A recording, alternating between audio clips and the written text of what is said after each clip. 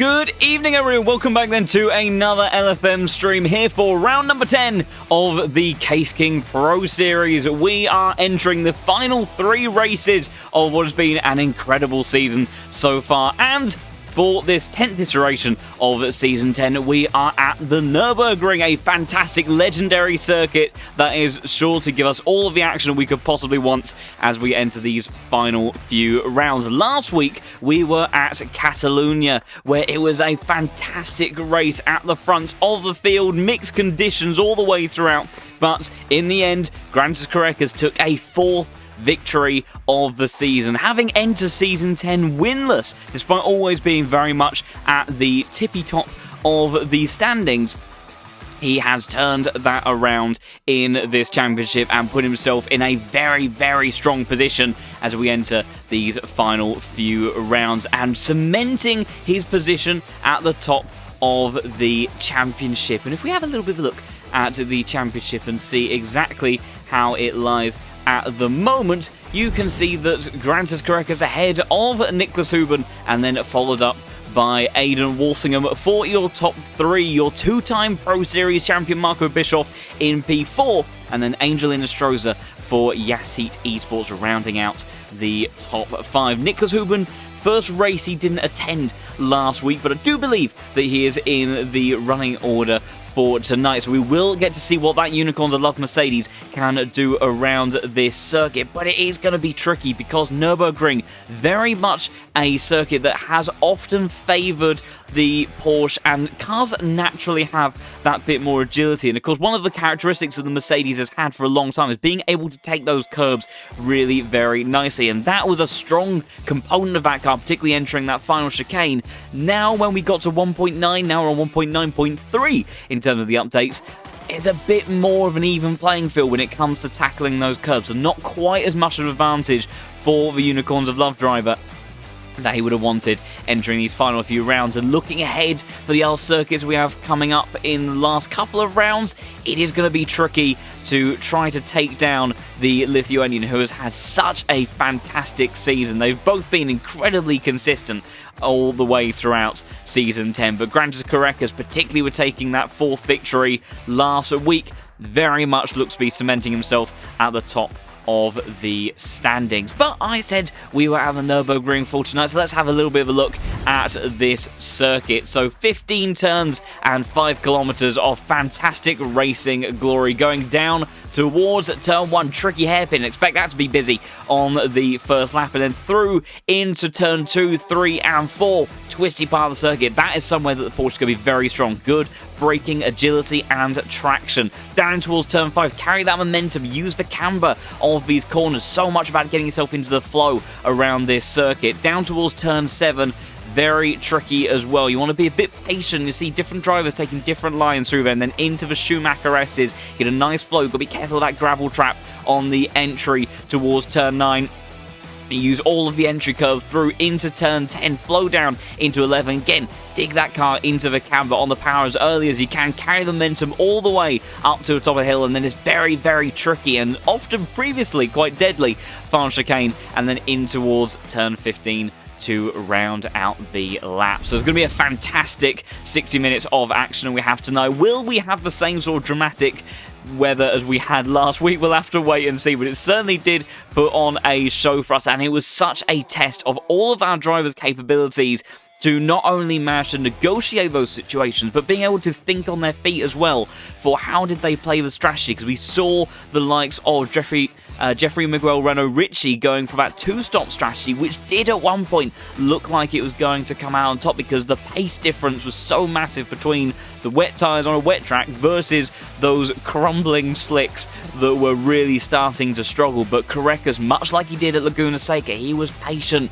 He waited for the pit window to come into his favour. He timed it beautifully, and in the end ends up finishing the race actually quite comfortably ahead of Jardier in P2 by 14 seconds. And a great drive as well from the beloved streamer. A very solid effort from him. It wasn't the easiest at times. He did actually look to be challenging the very front of the pack early in the race, but unfortunately a little bit of an incident ended up seeing him shuffle down the order, but a good bit of experience in that cockpit, of course, and he kept his head, he kept his smile, and in the end came away with a very nice podium, followed up by his teammate of George Boothby in the Ferrari, a car which we maybe expected Boothby to really come alive with this season. 296 showed so much promise, and he has very much been able to extract pace out of that car on a couple of occasions. Of course, slightly hindered at one point earlier on in the season with a injury to his finger. Those that were there for Spa will know exactly how that came about, but I won't elaborate any further.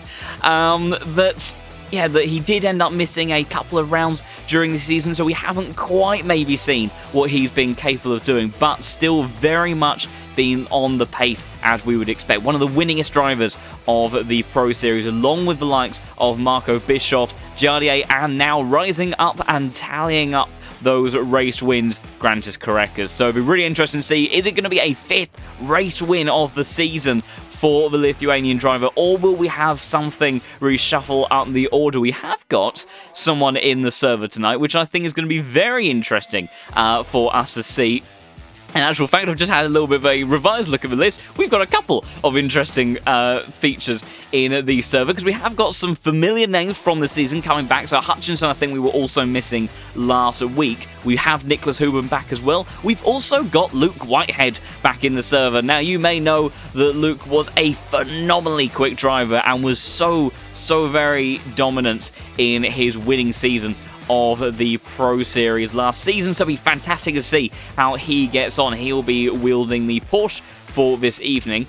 And another couple of drivers. Got Peter Brett, the Irishman from SOP Esports. Very solid performances in a lot of endurance races. A Mishima as well that was debuted at Valencia. Very much seems to have enjoyed the championship so far, as he has retained coming back time and time again. And he has been in the Lamborghini for that one, so it'd be great to see how he gets on. Tyler Farmer from Armamentario Racing has been out of the series for a little while now. Great to have him back in the championship as well.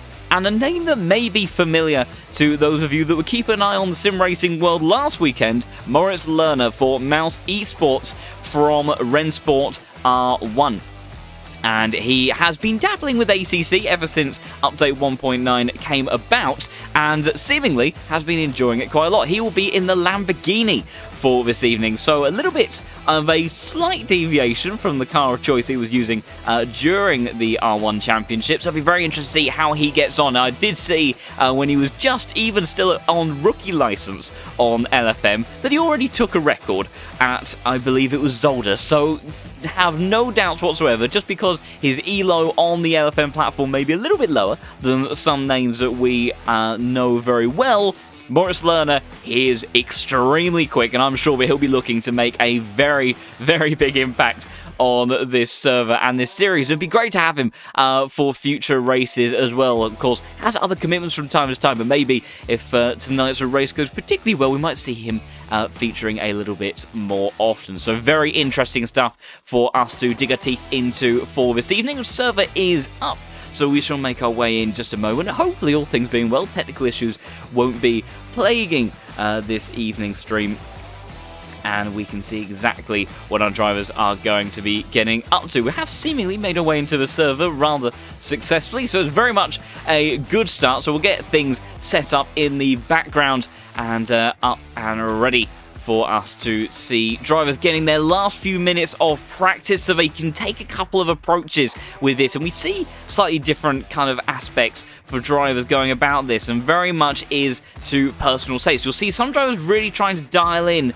their race setups, and they try to use this final few moments to really make sure they've got a car underneath them they're going to be happy with for the duration of the race, because of course that is ultimately where the bulk of performance and where the points are going to come from for the event. So you'll see that kind of approach. The alternative is that you will end up seeing the kind of that last ditch attempt to get themselves dialed in for qualifying, trying to extract as much one lap pace as they possibly can. And sometimes that can be a blessing, because if you can get yourself a little bit further up the order we know, especially with the likes, hopefully not commentator cursing too much here, but we know that the likes of Nürburgring with that tricky turn 1, that it can very much be quite a busy opening lap and can result in some incidents. So if you get yourself a little bit further up the order so that you maybe avoid some of that mid-pack chaos, it can very much be a favourable way for you to start for this evening's action. So Timo Karppinen right now topping the timing sheet, although I think we're still waiting on some representative lap times to come through. You can see a little bit dim in terms of lighting, so we're into a little bit of the early part of the evening in the server, so lights on and giving us a nice little glow along the tarmac. So we'll go on board with Timo, I think, when he gets to the line and see what it is like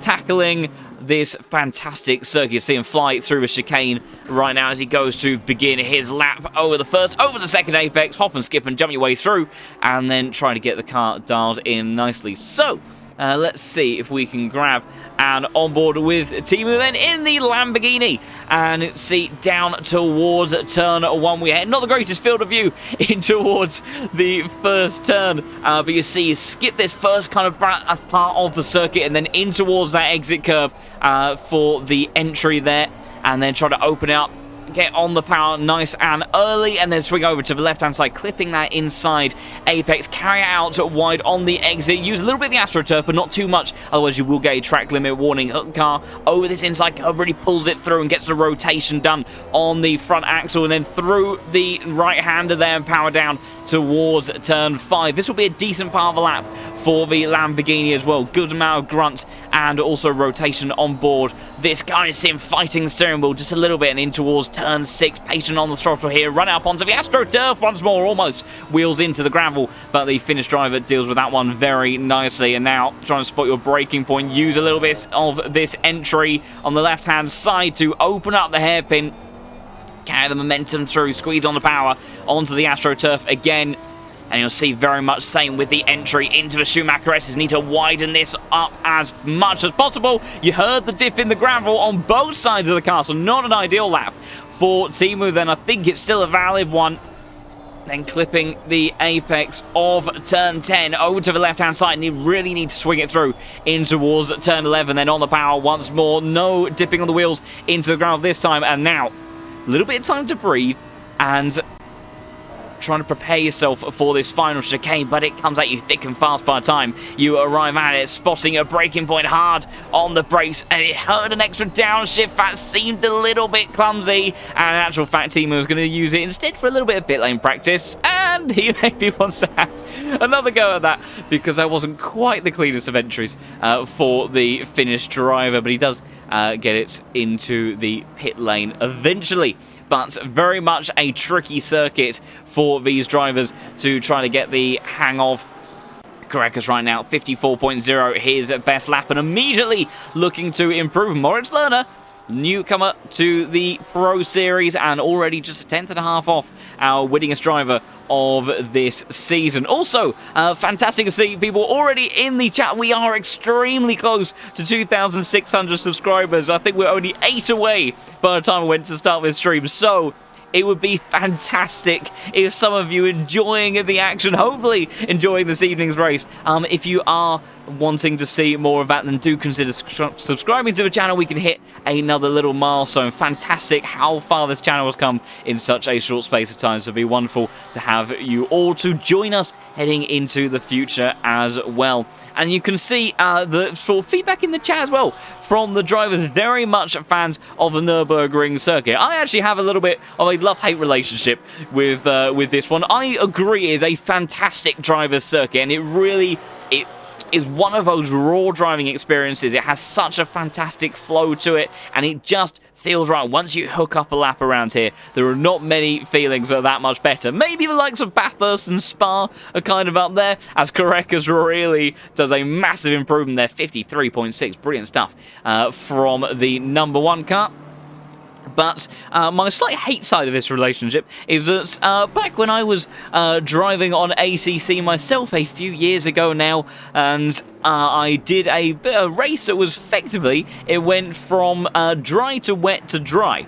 and I took a gamble of going for a pit stop onto the wets, expecting the rain to be around for at least a decent while. It turned out that the rain was only there for about 5 minutes, and I was confident that, considering the statistics of the weather system that we had in that server for the evening, that the rain would end up coming back and my wet weather tyres would be there to do some fantastic work. It never did. It was dry for the next 45 minutes. I was on wet tyres on a completely dry circuit for that time. Temperatures went through the roof. I think pressures went to about 42 psi until the final lap, where 2 of the tyres exploded, both at the rear, and I ended up DNFing because I missed the finish line by a grand total of 4 seconds. So a rather disappointing evening of racing for myself at that point in time, but very much still a fantastic driver's circuit, but we'll have to see. I'm sure for these guys, these are some of the best drivers that you can find on ACC, so I very much doubt and hope that they won't be running into quite the same levels of misfortune as I did in terms of trying to get tyre strategy right around here. Jardier then coming into the final chicane, going purple through that part of the lap. It's been a good lap from the number 3 car, almost a second up. It's a big time coming from the Yassi Esports driver. I don't think it's quite going to topple his teammate, and it doesn't. 400s a second off, but gradually has been getting to grips better and better with that Porsche throughout the season. So very much could see him challenging towards the front of the field. Josper Peter decides to abandon his lap, but it's worth noting that he was 3 to 4 tenths of a second up on that one. Maurice Lerner in his Lamborghini making his way through the Schumacher S's at the moment and in towards turn 10 and to Glimmerall. It's one of those things where, you know, it certainly hasn't dimmed my opinion of the circuit. It is a fantastic circuit to drive, and I still do very much love it. However, when I do ever see the Nürburgring, I am constantly reminded of my own series of errors that I made in one of the last times that I participated in a race around here. So very much doesn't affect my opinion of the circuit, but it's always a memory that comes very much first to mind. Maurice Lerner rounding out his lap, then 3 tenths up, is going to go into the 53s at the end of this lap. Won't be quite at the front of the field, but within the top 3, and that is a pretty stellar effort there for the newcomer to the championship. Of course, very successful in a multitude of other series. I believe a 2-time ADAC GT Series champion, maybe even 3-time. I may be corrected on that if there's any of those particularly followed race from for that series, then you may be able to let me know. But of course, like I say, has moved over to Rennsport recently,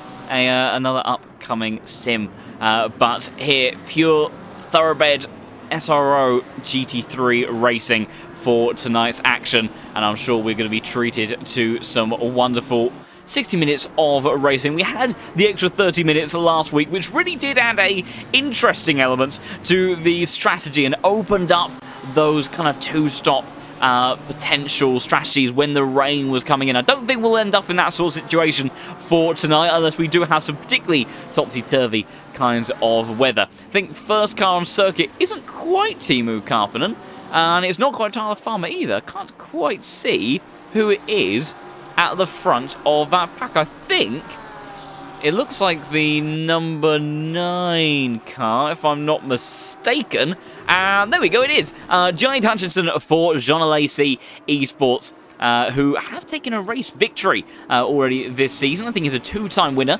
now in the Case King Pro Series. It'll be very interesting to see. Still, we're kind of learning where the pace is for each of these different cars. Of course, we had another edition of the McLaren. I don't think we've got any new of the 720S Evos in the server this evening. Of course, drivers signed up with their cars very early on, and once you pick a car and you race with it, you are then stuck with that car for the rest of the season. Those that started with the previous generation of Lamborghinis, Ferraris, and Porsches were allowed to upgrade their cars to the new editions when they were released. But for everyone else, they are all in their same outfit since the start. And we've got a similar relationship with Donington Park. Yeah, Donington, another fantastic circuit. What a legendary circuit that one is. But It is a tricky one around there. I think particularly that final chicane as well. The track limits can be quite troublesome to get right, and whilst it is a lovely driving experience, that it can be one that you get bitten quite often from track limits and given some drive-throughs. But although I am aware of the fact that Ferraris in the past really struggled through that chicane, so maybe if you were driving the old Ferrari pre 1.9, that I can imagine that being quite a back and forth experience for those that took to that circuit.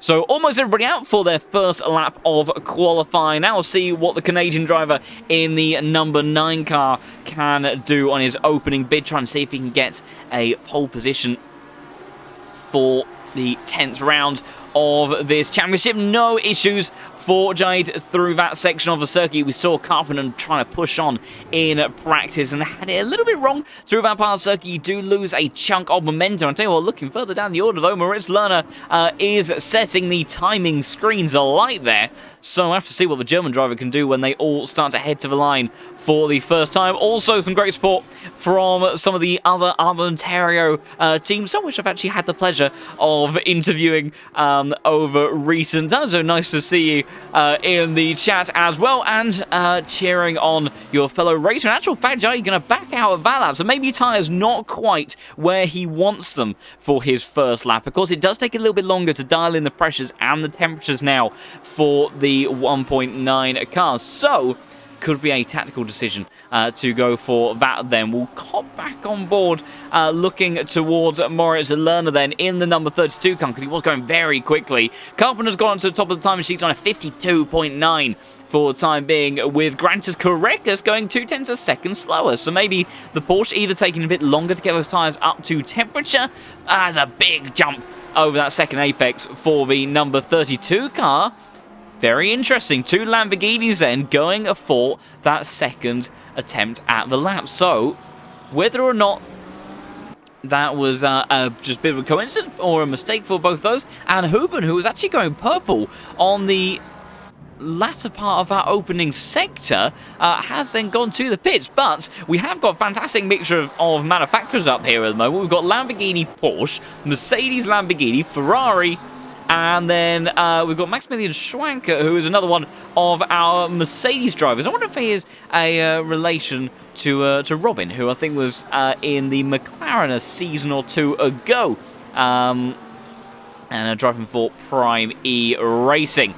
So looking at those that are still out on circuit, it is Carpenter that is going fastest at the moment, a 10th up, make that 2 on his lap time. Grant just has found a little bit of time, 0.3 of a second up on his previous, and it is looking to be darting around the pole position lap time. I just actually want to check, Luke Whitehead is in the server, and he is also on a good improvement as well. Of course, very, very quick in qualifying. Fantastic in the race as well, but has been stellar at times. And I'll tell you what, Hutchinson as well, big improvement for him, 0.6 of a second. So Carpenter, what can he do on his lap? It's a smidge slower than the fellow Lamborghini. 52.6 for Hutchinson, Carpenter 52.9. Grant is correct, it's coming out of the final corner, 0.6 up. Oh, he's got a little bit of traffic there from the Porsche in front. I don't know if that would have inconvenienced him. He'll get a little bit of a tow towards the line one way or another. Whether it helped him, whether it hampered him, doesn't matter, because he goes up to the top of the time sheets. Jardier slots into P3. Good stuff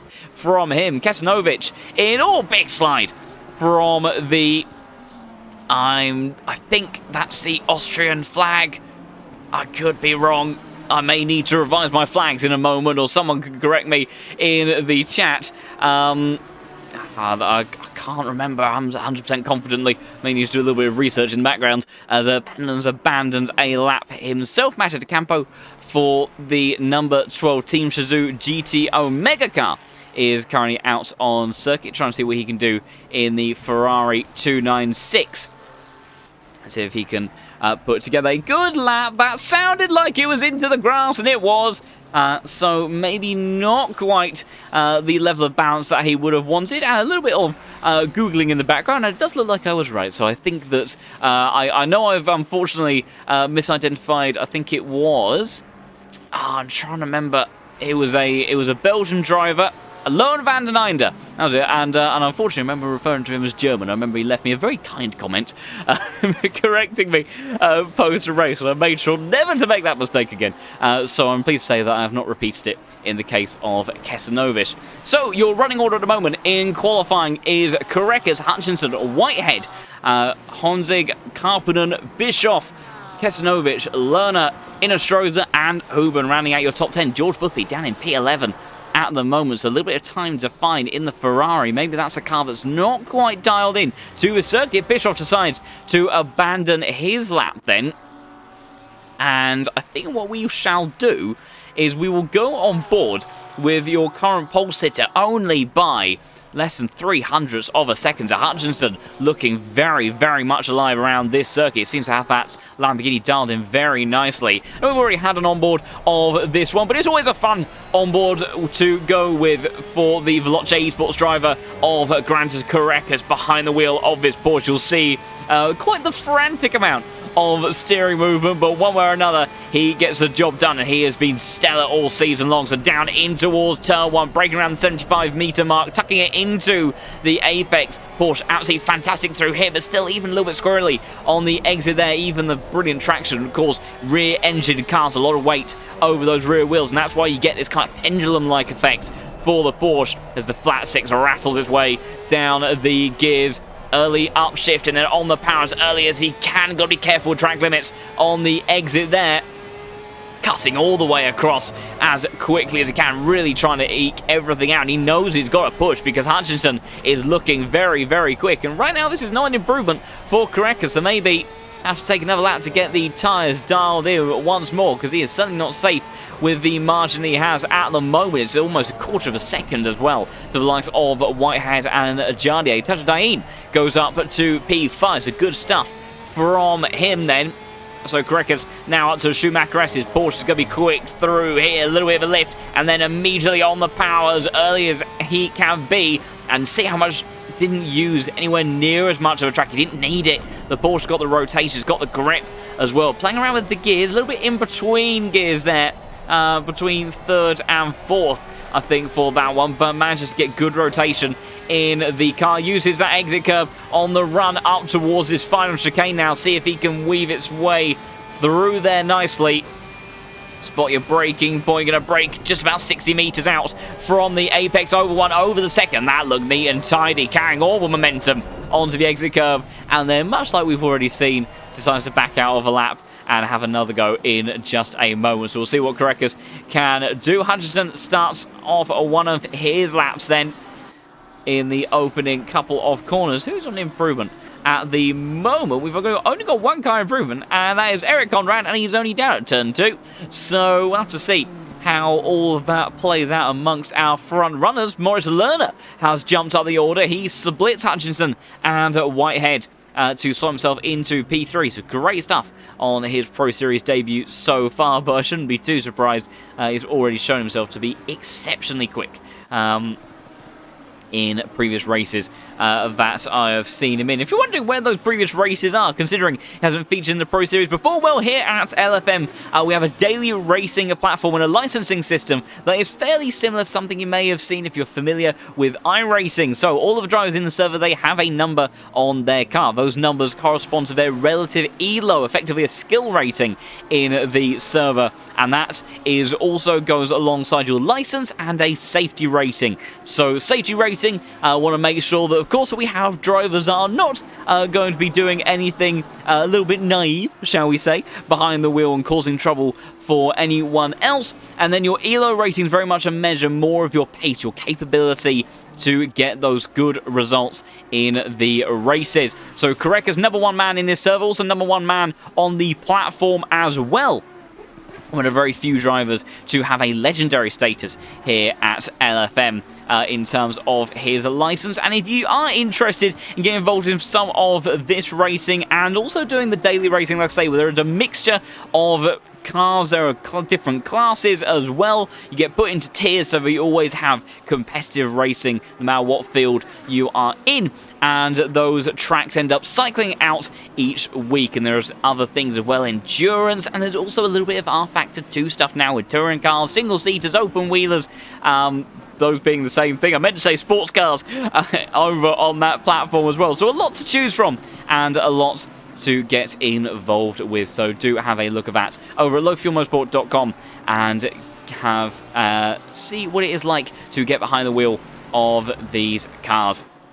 Crackers starting out another lap, so has Hutchinson, so no improvements too much yet, although Whitehead throwing it through the final chicane. Someone just shuffled up the order. I think that was Nicholas Huben that went into P3, then number 4 car, the Brit, who absolutely rattled his way through the rankings last season. Goes up P3 for now, still a 10th of a second though, adrift of those top 2 drivers as his teammate Jardier in the sister Veloce slash Yassit Esports cars, of course, sister teams there, comes out of the pit lane to start his lap, although it looks like maybe the Porsche gets their tyres fired up a bit earlier, and there will be no further improvements then for Luke Whitehead, so he will start no higher up than P3, unless he is very much down at the pointy end of the pit lane. I don't think he is. But it looks like maybe trying to head out for another lap. I don't think he will be able to get it started. Hutchinson is on an improvement, and it's a good lap at that. He's found a 10th through the final chicane. So much pressure when you get to that part of the lap to try to convert it into a good result. You've done all the hard stuff throughout there, carrying momentum on the exit. Get the power down, let the V10 roar behind him, and he goes towards the line. He's lost a bit of time on the exit, but it's just about enough to displace Carreras for the time being. 52.5 dead, and he will have one more lap. Carreras also improving. Purple in the final sector is very much even with his previous lap time. Where's it going to put him? And it's not quite faster, and it won't be pole position then for Grantas Carreras. No further improvements there for either of 2 Veloce Porsches, and Hutchinson right now, he has 0.2 of a second to the likes of Nicholas Huben, who also will be a driver that maybe has a couple more opportunities. And Mercedes absolutely clattering the curbs. Hutchinson has pulled it over, so can't improve any further. So your top 3 have got nothing left to play with. What about Huben? Gets a little bit of oversteer on the exit. That's cost him a bit of time trying to see if he can get towards the top 3, and it's not quite there. 1.5 tenths down and no further improvements. Carpenter, though, 0.2 of a second briefly up on his delta, now down to a 10th, but very much could be putting a cat amongst pigeons of the current top 4 ahead of him, and see what he can do and try to develop his position into a little bit more of a promising one towards the pointier end of the grid. Few other improvements. Jardier, 0.3 up. That was actually a brief improvement down towards turn 1 as he starts his final lap. Bischoff as well, 0.2 up on his lap time. So is Maurice Lerner, but they're in the early stages of the lap. So Carpenter then, he'll be one of the first to finish their final laps. You can see very much even with his previous best. He was purple on his previous best last time around, but I don't think it's going to be an improvement for the Finnish driver for Griphax Engineering, and it won't be. So we will look instead to Marco Bischoff, who has found a 10th of a second. Maurice Lerner as well finding time. Jardier now a little bit down on his delta, and see cars up ahead, but they shouldn't cause too much of an issue for the 2-time Pro Series champion. Also, of course, was one of the Mercedes a little bit into the barrier there, but Marco Bischoff, it's a good improvement. It won't be good enough for pole, but very much good enough top 5, and it is P4 then for the K Kramer Racing Esports car. Jan Drexler in the BMW, the last driver by the looks of it to try to improve their position. Maurice Lerner, in the end, only got to P8 and backed out of his lap, so nothing further for the German driver as he makes his Pro Series debut. But Drexler finding a couple of tenths of a second, and Elo, yes, definitely does tend to reflect how long a driver's been on the LFM platform. You do get more opportunities, of course, to accumulate your Elo, but if you don't have a particularly poor race, you will end up dropping Elo, as Jan Drexler's unfortunately dropped the ball on the exit of that final chicane. It's tricky through there. Someone, though, was on their final last-ditch attempt on Mishima in the Lamborghini, the Japanese driver who has been very quick since joining the series. And in the end, it won't be an improvement. He was just 0.02 of a second off the likes of Carpenter then, and will start in 7th position. But what a fantastic qualifying session, and what a time from Jade Hutchinson. hasn't always been able to extract that sort of one-lap pace. As often it's been his racecraft that's been so good. So fantastic to see that he has really put on a stellar lap time there to get himself into a very good position. So we'll have a look through the running order in just a moment and see exactly how our drivers are starting for this evening. And it's also a bit of a rarity when the Porsches are quite clearly very strong, because we have Korekas P2, Whitehead P3 and Bischoff P4, that the Lamborghini of Hutchinson has been able to displace them all. So Hutchinson then starts on a pole position with Grantas Korekas starting in second place on the front row of the grid. Luke Whitehead starts in P3 as he returns, I think, for the first time perhaps this season. Marco Bischoff then, two-time Pro Series champion, starts in P4, and he will be joined by Nicholas Huben, who's trying to keep his championship hopes alive in the Unicorns of Love Mercedes. Can he get another podium finish from this season? He's had a lot of them so far. Timo Karppinen starts in P6, maybe a little bit disappointed to see Hutchinson up the order, but extracting decent pace out of the Lamborghini. And Kazuki Omashima, the next of the Lamborghini's Japanese driver, starts in P7. Another one to add to the tally. Maurice Lerner making his debut for Mouse Esports here in the championship. P8 for the German driver, and then it is Giardia that starts in P9, the number 3 Yas Heat Porsche. Emanuele Tajdain starts in P10 for the number 15 Lamborghini then, and then it will be Kesanovic in the number 29 car. The Austrian, as confirmed by the flags on Google, will start in P11 with Janis Reinders starting in P12. He'll be followed by Maximilian Schwanker in P13, next of the Mercedes, and then Jonathan Seville will start in 14th place. For the Pulse Sim Sport team, that I think maybe the first of the Ferraris as well, because George Boothby is a little bit further down the order than he would have liked. Aidan Walsingham, third in the championship, 15th in this qualifying session, so not what he would have liked. And then Jan Drexler starts in P16, number 19 car. Good stuff from him in the BMW, despite that rather unfortunate final attempt. Angel Estrada starts in P17 for the Yas Heat Esports team, with Mattia De Campo in P18, another car that ended up being a little bit squirrely through the chicane. And then George Boothby, big surprise there, but he made up a lot of positions, I think, last week on the opening lap. So could we see the same sort of thing again? There must have been something about being called George last week, because it also happened in Formula 1. Samir Fock rounds out the top 20 with Peter Brett starting in 21st position, the Irishman representing SOP Esports Racing. And then Sasha Vassner in the LFM, and the next of the Mercedes cars, number 13 starts in 22nd place. Noah Reader, K. Kramer Racing Esports Porsche, his teammate, a little bit further up the order than we are used to seeing. Noah Reader's very much improved his qualifying pace as of late, so maybe a bit more of a gap than he would have liked. Michael Frey starts in 24th, with Schneckenberger in 25th place for Spaghetti Racing. Thomas Morant, who has had quite an active amount of support in the chat over the last couple of weeks, starts in 26th position, with Dom Healy in 27th place for the number 25 Lamborghini. Jacob Shaber, the next car in his field, as lights start to illuminate the start-finish straight. He starts in 28th position. Andrew Weiser starts in 29th. And then rounding out the top 30 in the number 31 car is Samuel Ratz, the next of the Ferraris. Everyone starts to get underway for the formation lap. Tyler Farmer, number 26 car for Armamentario Racing, starts in 31st place. Nico Pennon starts in 32nd.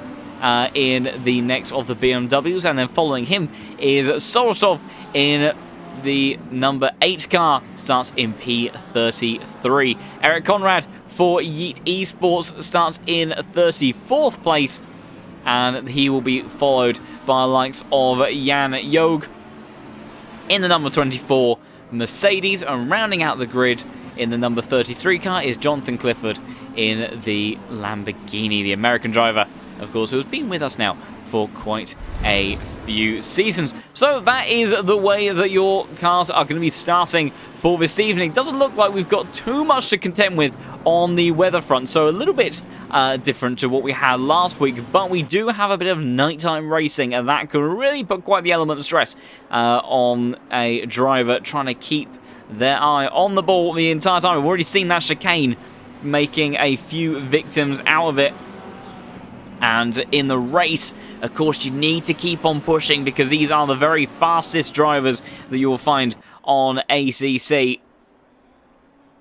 And so if you don't push to that limit, you will be left for dust in the race. So I have to see quite how hard these drivers are going to give it, how much of the beans they are going to be putting into their car throughout the next 60 minutes of racing. And whether or not this Lamborghini that has found itself in not exactly unfamiliar territory, but considering that a trio of extremely fast Porsches behind is perhaps a little bit out of place relative to where we may have expected the Lamborghinis to have come out around here. And I said it could be a good car, but Jade Hutchinson are doing a fantastic job in the John Lacey Esports Lamborghini. So giving Korekas perhaps a little bit of a headache, and Huben a little bit of a lifeline. Of course, because if Hutchinson can take the victory, Whitehead, he has nothing to lose. He may, if he's feeling kind, to help out his teammate a little bit, but Luke Whitehead, he's a very competitive young man. He's a very quick driver as well, and he'll be wanting to get as much pace as possible. Bearing in mind now, there are prizes for the race winners from every single event of the championship. So if you win a race, you are going to get a prize, regardless of what championship position you may be in. So there's a lot of stake here, and that gives a bit more of an incentive for the likes of maybe Luke Whitehead, Marco Bischoff, that don't quite have so much of a claim on a championship prize-giving position. This race still means just as much as every other one that we have had this season, and could still provide some very valuable and very nice prizes brought by both Ducky Keyboards and Glorious Gaming, and provided through Case King, of course, the title sponsor for this championship. But without any further ado, we are going to get underway for 60 minutes of racing. Then Hutchinson leads them through the final turn. It'll be good acceleration from those Porsches behind at the very start, and it may be chaos down in towards turn 1. But for the 10th round then of Season 10 here in the Case King Pro Series, we're about to get underway, and on the power it goes, and it's a good start there immediately from Korekas, already side by side with Hutchinson towards the first turn. Drag race now, also between Bischoff and Whitehead as they all fly down towards turn 1. We'll have to go to the helicam to try to see if we can capture everything. Almost 3 wide in the background. Huben getting squeezed a little bit by Carpenter on the outside, but Hutchinson then maintains the lead. Korekas, P2, Luke Whitehead and Marco Bischoff side by side through turn 3. It's the German driver maybe about to come out on top, maybe even heading into P2 if he's feeling brave. Whitehead deeper on the brake, so into that turn, trying to carry around the outside, but he can't. Down towards P4 he goes, and he's got Huben immediately on his case. Someone's gone around at the tail end of the order, but Samuel Ratz in the Ferrari 296 then. There's a lot of shuffling and a lot of cars. Almost a big accident there, and someone's further off in one of the Ferraris as well. I think that was Matti De Campo for Shazoo GT Omega as they all fly through the opening part of the lap. Thomas Moran getting squeezed on the inside now by Schneckenberger in the Mercedes, also swapping a position between Lerner and Jarnier towards the hairpin. Then Jarnier trying to use a traction in that Porsche. Good acceleration, of course, out of that car, but Lerner, he's still there, and he's very much there. He's into the door of Jarnier there, and the number 3 car has to concede the position. Now he's got problems, because now he's got the likes of Tasha in, trying to look one way, look the other way, and here comes Rangers trying to make it almost 3 wide, storming down the inside. Goes Rangers in the Mercedes, number 28 car, trying to make up a position. Here comes Keselowski, almost 3 wide into turn 11. They go then going for the comeback. Yellow flag for Samir Fock further down the order in the number 11 car, but they managed to get through there relatively unscathed, considering everything that we just witnessed. And who is, I think, that is in Astroza, who is having a little bit of a torrid time, getting put under pressure now by the Ferrari 296. Big dive there from Jonathan Seville. He makes it stick, and Astroza gives him the room, and he has a very bad line through a chicane there, and through goes Schwanker and also Aidan Walsingham, who I think dropped down the order a little bit as well, and George Boothby following him through. So out the front of the field then, Hutchinson still leads ahead of Korekas, Bischoff, Whitehead, Huben, And then Carpenter rounding out that first little group. And then further down the order, scraps already taking place as George Boothby versus Walsingham down towards the very first turn. Walsingham having to go defensive as George Boothby puts his fellow Brit under all sorts of pressure. Then also kicking off further down the order. It's absolute chaos here as it's Shaber versus Farmer in towards turn number 3. Then Shaber to the outside, Farmer on the inside. Looks like Farmer is going to get it done, although a little bit wide there, but he will, I think, have the position covered as it's getting very busy with Schneckenberg. He lost out to Pendon a moment ago. Now it's Soldatov trying to go all the way around the outside. BMW's trying to make their way up through the order onto the grass. Goes Soldatov. Oh, I thought there was going to be contact there. And Drexler waiting and praying for an opportunity. And he's got it. But he's got it very wrong. And Soldatov fired into the barrier. And then on the exit. Oh, turn 6 there. And unfortunately for the number 8 car, is he going to get going again? I have a horrible feeling he is, so fair play to the number 8 car, but that is a disaster. I imagine there may be a penalty coming the way of Jan Drexler very shortly. Kesanovic sniffing around the back of Janis Reinders as they head in towards turn 10 and into 11, but he's got to be careful because Jonathan Seville is looking very racy on the opening part of this 60-minute race, trying to see, has he got the speed, has he got the run up the hill? He's tucked into the slipstream, trying to see if he can make another dive down towards the inside out of chicane. He's looking, but surely not. The Lamborghini, the V10's just got a little bit too much grunt. You see a little bit more caution as well from Seville, trying to take those curbs. A 296, maybe better at taking those curbs than its predecessor, but still not exactly a car you want to play around that too much with. Hutchinson and Korekis very much class of the field right now, already starting to pull away from Bischoff and Korekis setting fastest lap of the race, 3/10 up on the lap time from the man that he sees ahead of him. And 53.0 looking very quick indeed at these early stages, and already put a second on Marco Bischoff and this little group of Bischoff, Whitehead and Huben. He's been incredibly consistent, and quite often his biggest friend has just been biding his time, and that may be all he can do in that Mercedes. So I don't think it's quite got the raw pace of the likes of these Porsches and Lamborghinis, but a lot of talent in the cockpit of that Unicorns of Love car, and he's got to hope that Hutchinson can keep the hard-charging Veloce Porsche of Korekis behind. Meanwhile, Thomas Brandt trying to see if he make a move around the outside of Tom Healy in the Wild Things Racing Lamborghini. Can't make it stick there. The Lamborghini holds on for the time being. Middle of the road defending from him as well. Samir Fock getting involved in this one, trying to close up the distance and make it a very busy time for the Wild Things Racing car. As we check further up the order once more, because it's a good run from Jonathan Seville as he tries to apply the pressure still to Kesanovic in that Lamborghini, but he can't do anything on the run up towards turn 10, but it was a wide moment for the number 34 car. Can he do anything? Sorby had really good drive up here last time around. Let's see if I can grab some of the cameras. That's not the camera I want. There we go. Unfortunately, the cameras don't quite work in the way that I'm used to previously. We're still waiting, I think, on a little bit of an update on some of the broadcasting tools. But nonetheless, we shall go on board the rear wing of Kesanovic as we see that 296 lurking in the background, dropping off the curb to try to carry the momentum through the final corner and in towards the start-finish straight. And the number 27 car has brought out the yellow flag. That was Andrew Vidal C. If we can capture a replay of that one then. So let's see what happened to that Lamborghini. And he was battling around. Well, I'm trying to work out who that was. It was one of the Ferraris. I think that was the recovering 31 car of Samuel Ratz. There's a little bit of door banging on the entry. There it is. More with a door bang. It's an absolute wallop on the back left corner of the Lamborghini there. Does it get it going out of the gravel and even manages to protect the beloved pole on the apex. It does rather get quite the battering on occasion from some of these drivers, but that is a very unfortunate mistake and a bit of battling between those two. Hutchinson still holding on to the lead, half second clear of Korekis. In actual fact, first drive into the 52s last time around, 52.9 for the Canadian. So we did see that in qualifying, it looked like Lamborghini took longer to get those tyres up to temperature, but maybe once they're dialed in, maybe the Canadian is going to start running away with this one. We'll have to wait and see. But Korekis still very much flying the pressure, as is his teammate Whitehead to the back of Marco Bischoff, with Huben and Carpenter just lurking in the background waiting for an opportunity as they head towards the final chicane now.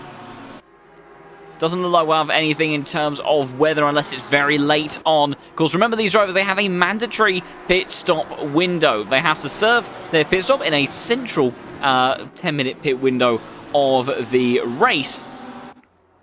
And make sure they get that one all done. Otherwise, if they take their stop outside of that window, then they will end up getting a very hefty penalty at the end, because even if they do make a stop, it must be in that window. And that's what we saw kind of influencing drivers' decisions last week when we were at Catalonia, trying to see how they could work the pit window into their strategies. Meanwhile, Norita trying to apply the pressure to another Veloce Esports Porsche. It's the reverse of what we're seeing further up the field. K. Kramer Racing Esports car as Drexler and Schneckenberger battling through turn 1. Mercedes now back towards the outside, trying to make a move, and I don't think it's going to quite stick, and Drexler managing to keep the Mercedes behind for the time being. Although it was a good, nice tight line there from the number 30 car, but I don't think he's quite going to have the momentum there. In actual fact, so a slightly compromised exit. Tyler Farmer looking to get involved in that Porsche behind, but it's not going to have the sort of run that he needs in order to make that one stick. Carreras was fastest last time around, 52.8, and 52.9 from Bischoff as well, so he's starting to find a bit of pace in that car and put a bit of a gap onto the likes of Whitehead and Nicholas Hooper. They're still lapping in the low 53, still mega pace from those drivers, but not quite the likes of what we're seeing from these two at the front of the field. Bit of a wide moment for Hutchinson then, did gather it all up, but Carreras, he'll be just trying to sustain that pressure, trying to force the Lamborghini driver, excuse me, what a tongue twister, Lamborghini driver into a mistake. And of course, around here, when you have that final chicane, if your mirrors are full of one of the, well, the winningest driver of the season, much experience as you may have, the fact that you may be a two-time winner in the very same championship, it means nothing at that point, because it will be a distraction, it will put you under pressure, and it will force you to have to be absolutely pixel perfect in where you are positioning that car. Last time round, it was slightly in favour of Hutchinson, but only by about 0.05 of a second between the pair of them. Hoban almost making a move on Whitehead. Good straight line speed in that car. Meanwhile, Seville trying to get the job done on Schwanker towards the inside, having to defend from the Mercedes now.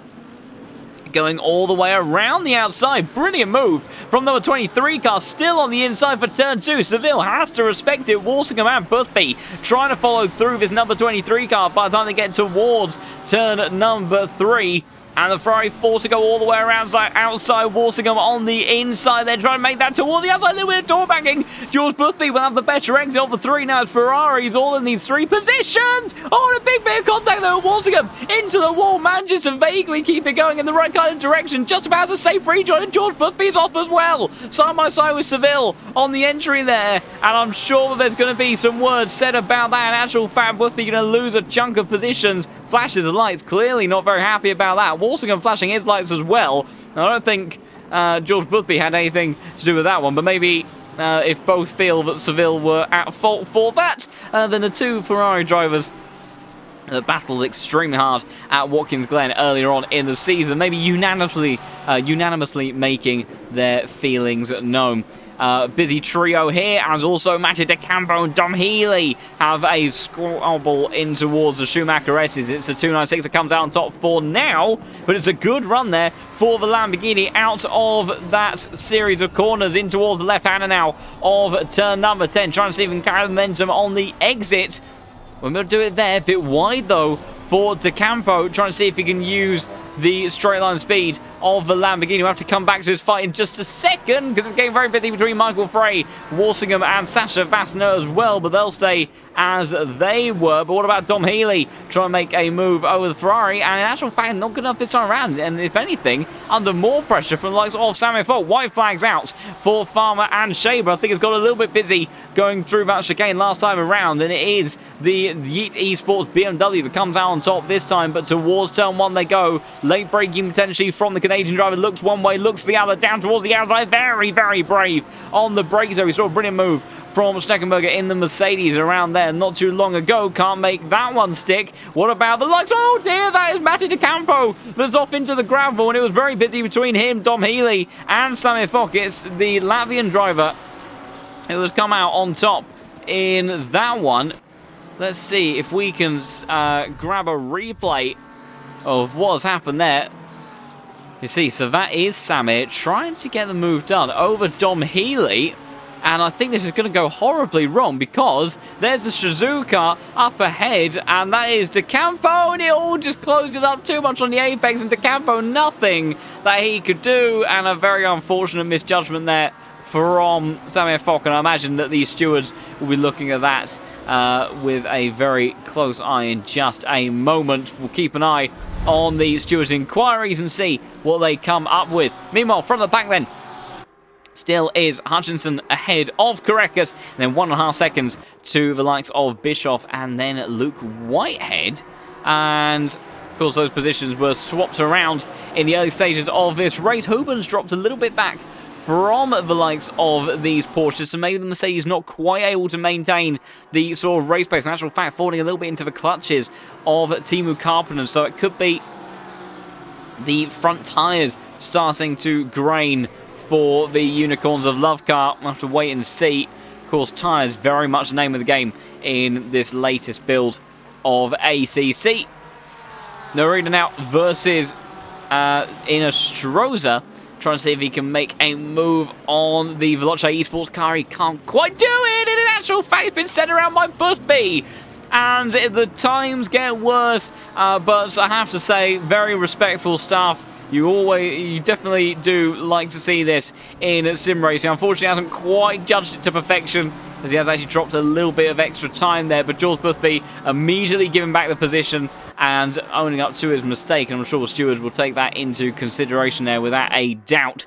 But very unfortunate from Boothby, whose day continues to go from bad to worse. Meanwhile, mirrors still very much full of Porsche for Giant Hutchinson in the lead Lamborghini as we make our way almost through a quarter of this race. Still plenty of time for the action ahead, and this group of 4 cars at the front of the field have very much been in league of their own, and Omashima has gone off on the exit of Schumacher S's there, so a Japanese driver getting it all wrong. I do believe it is a tricky part of the circuit. We've seen other drivers have issues through there as well. Has he just clipped a wheel in the gravel? I do believe I saw a short clip, actually, from Jaroslav Honzig on Twitter earlier, where someone got it a little bit wide into the gravel of the Schumacher races and ended up on 2 wheels. So we'll see. Gets a very small run. Oh, dear. Well, that looks particularly suspicious. I wonder if, unfortunately, of course, he is based in Japan. I wonder if there has been a little bit of a connection-based issue there. And in the meantime, Luke Whitehead has dropped a position to Nicholas Huben. That was getting very close at turn 1, but we'll try to see what happened there. I think it might be a mistake through the chicane. You see, following Bischoff, very close. He goes wide, takes a big chunk of curb onto the grass. He goes. Nicholas Huben says, thank you very much. Storms his way down the inside, and that's what he's been so good at this season, is just picking his moments. He hasn't always had the fastest car, but he's put himself in the right places to capitalise. And doing that again as he continues to try to keep his championship hopes alive. But Whitehead then, costly mistake for the British driver, who now finds his way in towards P5 with Karppinen very much locked onto the back of this train. Meanwhile, checking in with the likes of Schneckenberger, who I think may have been re-overtaken by George Boothby. I'm not 100% sure on that. Of course, there's been quite a bit of shuffling around this part of the order. Though, as it stands, it is Hutchinson, followed by Karekas, Bischoff, Huben, Whitehead, Karppinen, Lerner, Honzig, Tajdain, and Omashima rounding out your top 10. See what Schneckenberger can do in that spaghetti racing car. Trying to see, use all that Mercedes grunt and power to execute the perfect move. The 296 ahead of him is a little bit wounded. it won't have the best performance through the corners now, and it generally doesn't seem to have been that fantastically competitive in a straight line either. So we'll see as we go on board the front splitter. This camera is working for us. In the number 30 cars, we head towards that final chicane. It's very much a tricky one to judge. Hard on the brakes there. Mercedes usually deals with this quite well, and you see very neat and tidy there for the German driver. No issues whatsoever. But George Boothby trying to regather his bearings, and Samir Fock in the Ferrari. He's had an issue. It's quite a big one. I can't even get to his car. And oh dear, I think he may have actually just dropped out the server entirely. So if let's see if we can catch a replay. We'll go on board with Mattia De Campo in the 296. And I have a feeling we may be about to see a stricken Ferrari through the chicane somewhere. And keep an eye out through that apex, through the second part. There's a lot of gravel there. I didn't see one though. So unless Samir unusually ended up on the inside of the circuit, I'm not quite sure, but in one form or another, I do believe that Samir has left the server, unfortunately.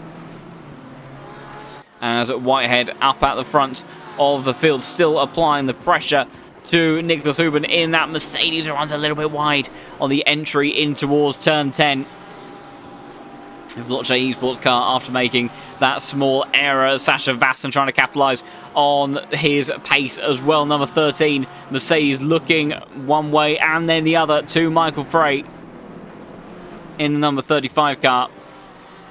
Hasn't quite found an opportunity yet. We'll have to see whether or not it's Mercedes, what it's capable of in the run up towards the chicane. You would have to think that the torque and the V8 power under the bonnet of the Mercedes would be able to outdrag the Porsche. He has a little bit of a look at the inside, but nothing to make a serious attempt in all that, and instead decides to just wait a little bit longer, try to see if he can find another opportunity. We get a lovely flash of the exhaust there, burning brightly and beautifully at the side of that Mercedes, and the occasional pops and bangs of fire. Very nice feature towards one side. Has to go very late on the brakes all the way around the outside. But number 13 car, he did that with evasive action. It will be a brilliant move if he can put it off. Sasha Vassen now down the inside, heading in towards turn 2. Number 35 car can't do anything to fight back the low fuel motorsport Mercedes, and in the end, I think it is going to go the way of Sasha Vassen. Wow,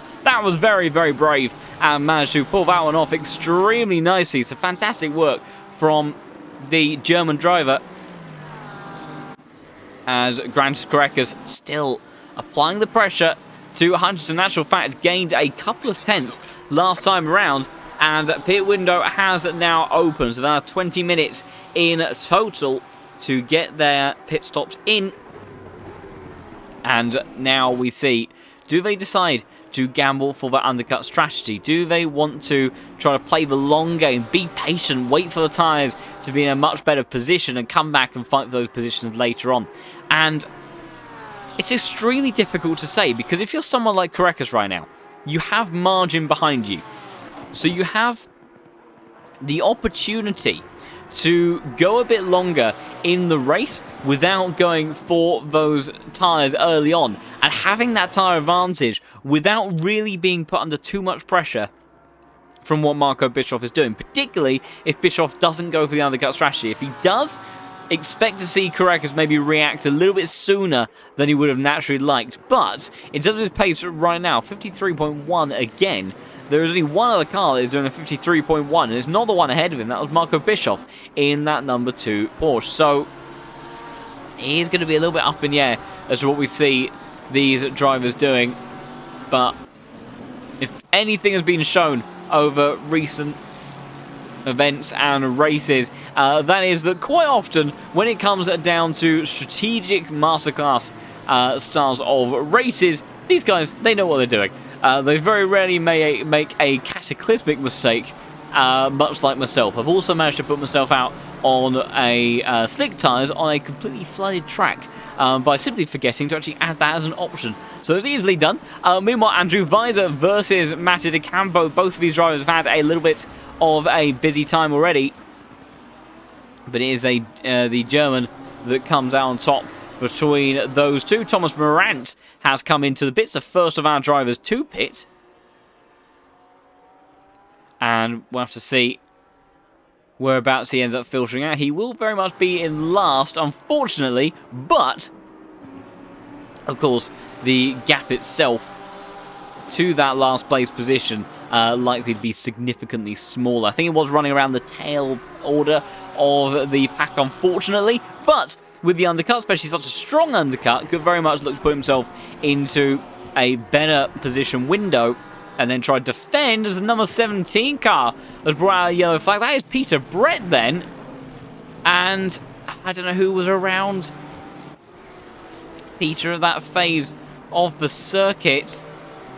I'm not sure my replay is going to catch him because he has immediately left the server. Someone that hasn't left the leader of this race alone is Grantas Carrecas. 0.2 of a second was the gap that time around. Crucially, though, again, Marco Bischoff faster than these two. So whether or not that is correct being held up and not able to show his true face, we'll have to wait and see. Meanwhile, George Boothby, Noah Reader, and Jan Drexler all having a very busy time of things towards a run of turn 1 now. And it is George Boothby down the inside of Noah Reader. These two have already had some issues so far, but Boothby gets powered up in the 296. We'll get the move done and dusted with, and up into 21st position he goes in. But this will feel like very unfamiliar territory. Certainly by no means territory that he can't deal with. Incredibly talented driver, but very much still a little bit of an unknown. As Jan Jog is clearly not happy about something that's played out there with the likes of Lucas Schneckenberg. So we'll see if we can catch what happened to a 24 car. All fine through turn 1. That's usually the catalyst for these things. Through turn 2 he goes. And then in towards turn 3. Is that when we're going to see the incident? Oh dear! Right into the back of a number 30 of Schneckenberger. So I think Schneckenberger may have already actually been somewhat around. We didn't see the beginning of that. But Schneckenberger, who has made up a good few positions in this race, certainly looked like he was involved in some sort of form of instance. May have dropped down the order, but that is a big unfortunate bit of error for the number... I think it was the number 8 car, if I remember rightly. So, towards the pointy end of the grid, Grantas Carrecas must have made a mistake through the chicane last time around, because he has found himself 1.2 seconds behind Hutchinson. And now as Marco Bischoff all over his gearbox, and Hutchinson finally able to have a little bit of space to breathe. Also, weather update. No further improvements for this race in terms of getting dynamic weather racing amongst all of this. We had that treat over at Catalonia, so the conditions do look pretty static for the remainder. A few more drivers coming into the pits as well. Luke Whitehead also applying the pressure to Nicholas Huben as he looks to try to reclaim that P4 spot that he earned in the grid. Michael Frey has gone very wide. That's the exit of turn 2 there. So what on earth has happened to the Swiss driver? We'll try to see as they make their way through turn 1 and 2. Does he end up being collected by that BMW behind, or is it a self-inflicted mistake? I think it's going to be the former, and it was. You saw a touch of brake trying to get through it, but in the end just was not good enough, and unfortunately sends the Porsche of Michael Frey around. Meanwhile, George Boothby applying the pressure to the likes of Jan Drexler, still doing very nicely in his Ferrari as he looks to recover positions and work his way through the order. Of course, not the most easy and straightforward races for him so far. Some things not his fault, some things seemingly were, but it reminds me that the stewards' inquiries may be a good time to look at some of those. And well, that's Very interesting. I can't see a single investigation on the steward's inquiry sheet, which to me would only suggest that maybe there's been a little bit of an issue in terms of trying to get those together. So it may be the case that we have a very provisional set of results tonight, and then as post-race penalties are applied, where appropriate, then we may end up getting a bit of an update in due course. Luke Whitehead in the number 3 car, still trying to apply the pressure to the number 4 of Nicholas Huben in that Unicorns Love Mercedes. And I am going to hop on board with Luke Whitehead here, because listen to his flat 6. The V8 under that Mercedes bonnet sounds pretty good as well, but I'll just give you some pure, pleasant listening from this fantastic engine. Take a gander at this one.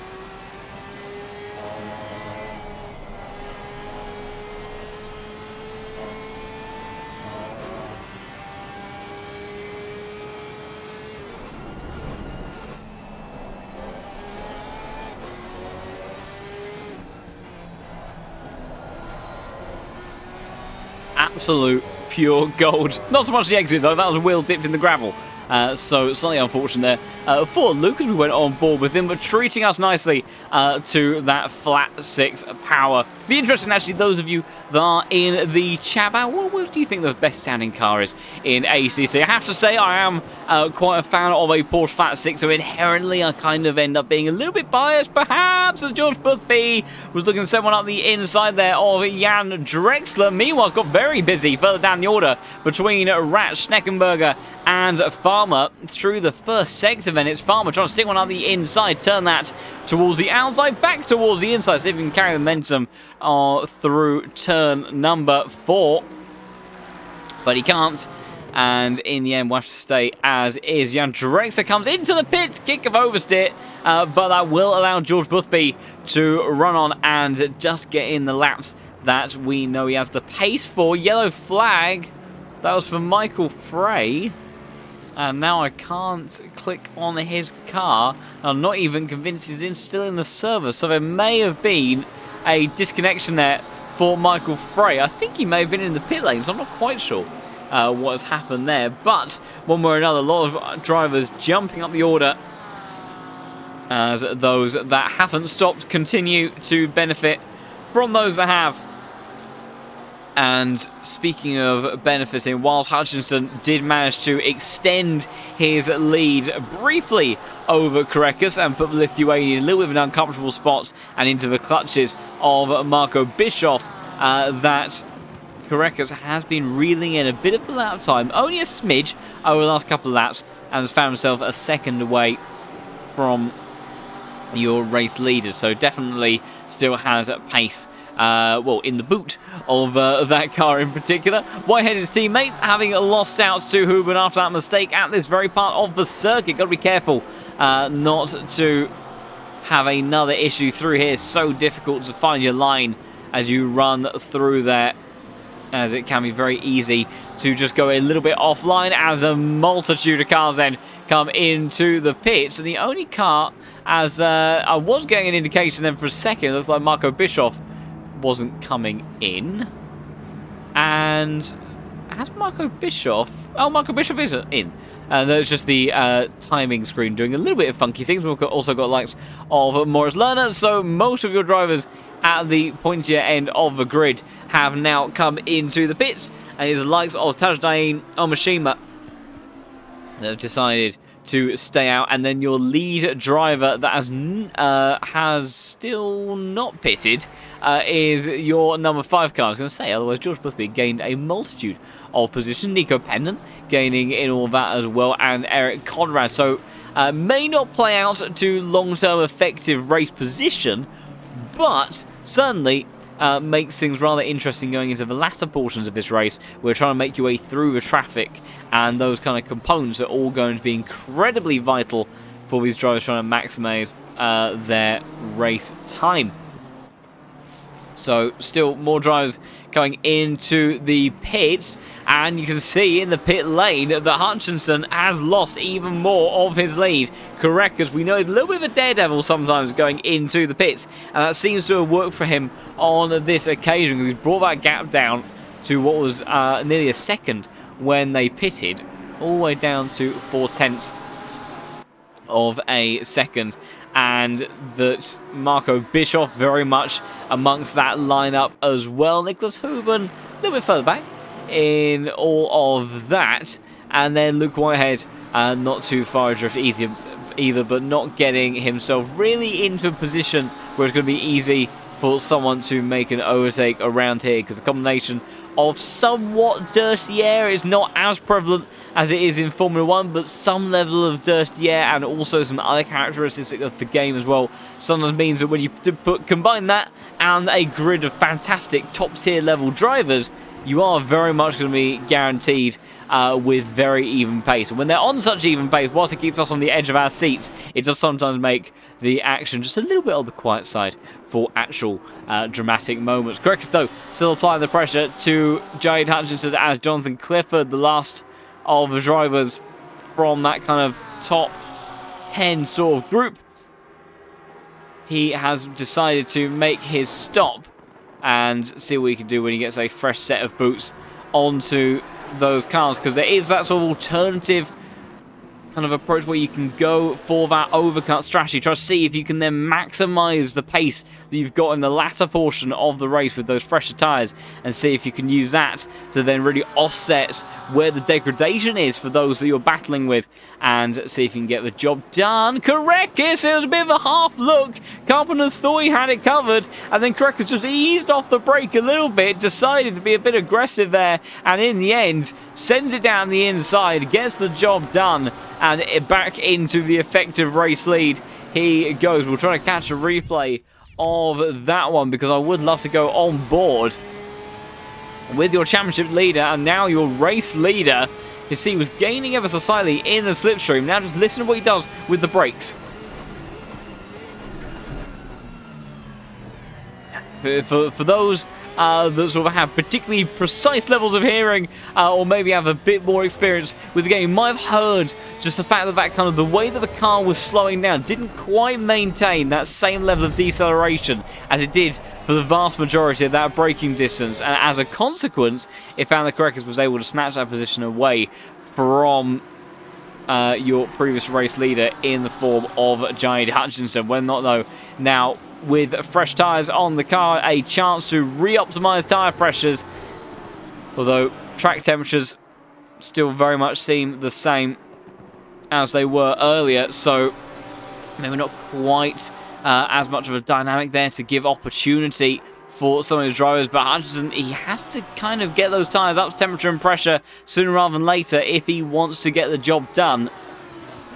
But right now, just falling a little bit away. Meanwhile, Carpenter almost giving us something to really ponder about, because I thought that Whitehead was going to be fired off into Shadow Realm there on the approach to the chicane. But I'll tell you what, Carpenter absolutely locked onto the gearbox of Luke Whitehead then in that Veloce Esports Porsche. Tajdain and Omashima then come into the pits, not quite going to the end of the pit window, but still stretching out those tyres about 10 minutes longer than a lot of other drivers were. So very nicely done to try to put themselves in the best position for that overcut stint, and see very close between the pair of them when they came out of the pit lane as well, but in the end aren't able to rival one another, nor are they able nor do they find themselves in a bit of a scrap with those behind that pitted that bit earlier. Meanwhile, Dom Healy versus Noah Eder in the Porsche number 14 car, seeing what he can do for Kane Kramer Racing Esports. Carrying the momentum down. Lamborghini's got good straight line speed. Dom Healy trying to make a move, but it's late braking from number 14, maybe too late, as there was also what looked to be a dive just behind. Didn't quite come off. Noah Eder somehow still going to hold onto that position then in the number 14 Porsche. Maybe not for very long, though. Dom Healy still sniffing around the back in that number 25 car, but cannot find a way through. So good defense from Eder then.